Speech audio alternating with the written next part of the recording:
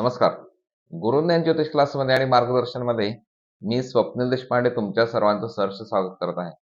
पहिल्यांदाच जर व्हिडिओ पाहत असाल आणि अजूनही जर सबस्क्राईब केलं नसेल तर नक्कीच करून घ्या. म्हणजे नवीन नवीन व्हिडिओ तुम्हाला आपल्या आम्ही जे तयार करतो ते तुम्हाला नक्कीच पाहायला मिळतील. आणि त्यापूर्वी जर तुम्हाला तुमच्या कुंडलीबद्दल काही प्रश्न असतील तर तुम्ही आम्हाला नक्कीच विचारू शकता. या ठिकाणी फोन नंबर आहे 9822119472. हा आपला व्हॉट्सअप नंबर आहे. जन्मवेळ, जन्मतारीख, जन्मस्थळ हे तुम्ही आम्हाला पाठवायचं आहे आणि तुमचे काही प्रश्न जर असतील तर ते सुद्धा लिहून पाठवायचं आहे. आम्ही नक्कीच त्या प्रश्नांचे उत्तर अगदी मुबलक फीमध्ये तुम्हाला नक्की द्यायचा प्रयत्न करू. वळूया आपल्या विषयाकडे. इम्रान खान पाकिस्तानी हुकुमशहाचा बळी. सध्या पाकिस्तानमध्ये भरपूर चर्चा झालेली आहे. चालू आहे की इम्रान खान जे पाकिस्तानचे कर्णधार होते, ज्याने 1992 साली पाकिस्तानला वर्ल्ड कप सुद्धा मिळवून दिला आणि ते नंतर राजकारणामध्ये पाकिस्तानच्या आले आणि पीटीआय नावाचं त्यांनी स्वतःचं हे सुद्धा चालू केलं. म्हणजे काय म्हणतो आपण, निवडणुकीचा पक्ष सुद्धा त्यांनी चालू केला. आता ते तुरुंगामध्ये सध्या आहेत. परंतु अनेक दिवस त्यांना त्यांच्या नातेवाईकांची गाठभेट त्यांना पाकिस्तानमध्ये करून दिलेली नाहीये. त्यामुळे अशी शंका आहे की ते सध्या हयात आहेत किंवा नाही. तेच आपण कुंडलीद्वारे त्यांचा आपण अभ्यास करायचा आहे. त्यांचा जन्म झाला 5 ऑक्टोबर 1952 साली. त्यावेळी रविवार होता. दिवसभर मेष रास आहे, म्हणजे चंद्र हा मेष राशीमध्ये होता. चंद्र गुरु आपण बघू शकतो यांच्या कुंडलीमध्ये युती झालेली आहे आणि त्यांची रास ही मेष आहे, हे 100% आहे. त्यानंतर चंद्रगुरु हा कुंडलीमध्ये अत्यंत शुभयोग असा करत आहे. म्हणजे अगदी दैदिप्यमान यश अशा व्यक्तींना मिळत असतं. त्यानंतर मिथुन राशीमध्ये हर्षल आहे. मिथुन राशीतला हर्षल कल्पकता, बुद्धिमत्ता अशा व्यक्तींना देत असतो. वायू राशीतला हर्षल हा अत्यंत शुभ फलदायी असा समजला जातो. कर्क राशीमध्ये केतू आणि मकर राशीमध्ये राहू आहे. कन्या राशीमध्ये रवी आणि शनी आहे.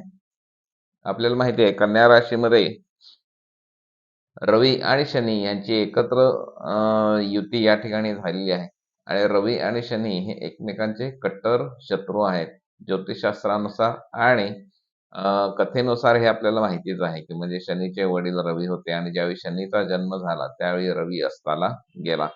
याचा अर्थ असा आहे की या ठिकाणी रवी आणि शनी एकत्र असणे म्हणजे दोन मोठ्या पॉवरफुल गोष्टी एका कुंडलीमध्ये एकत्र आलेल्या आहेत आणि ते मात्र या ठिकाणी अशुभ योग दाखवत आहे. कन्या राशीमध्ये बुध सुद्धा आहे, तो स्वराशीचा आहे. ज्या गोष्टी चांगल्या आहेत कुंडलीमध्ये.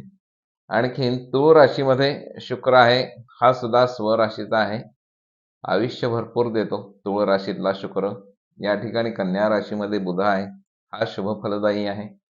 चंद्र गुरु युती कुंडलीमध्ये, त्यामुळेच त्यांना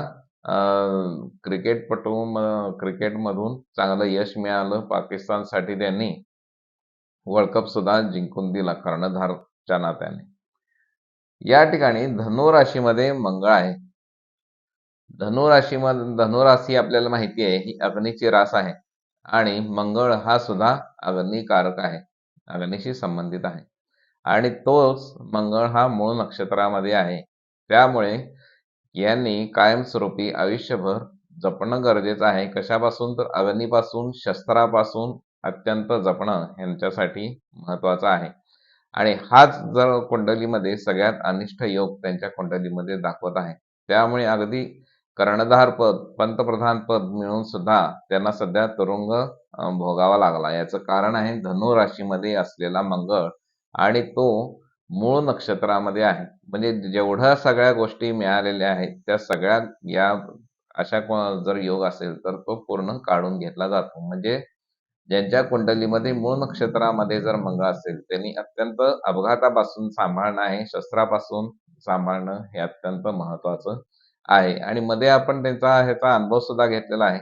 त्यांच्यावरती मध्ये गोळीबार सुद्धा झाला होता. काही महिने ते हॉस्पिटलमध्ये सुद्धा त्याच्यावरती उपचार घेत होते. आणि आता जर आपण बघायला गेलं, तर सध्याच्या दृष्टिकोनातून आता त्यांच्यामध्ये मृत्यूयोग नाही आहे. परंतु त्यांना कायमस्वरूपी या गोष्टींपासून बॉम्बस्फोटापासून वगैरे यापासून त्यांना जपणं अत्यंत महत्त्वाचं आहे.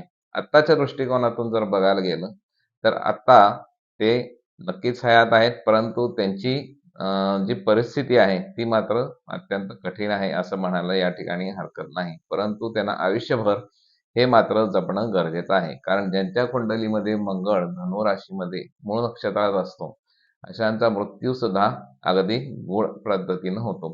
का झाला, कशासाठी झाला आणि कोणी केला हे कळणं सुद्धा अशा व्यक्तींचं फार कठीण असतो. म्हणजे मृत्यूच्या बाबतीत बोलायचं म्हटलं तर.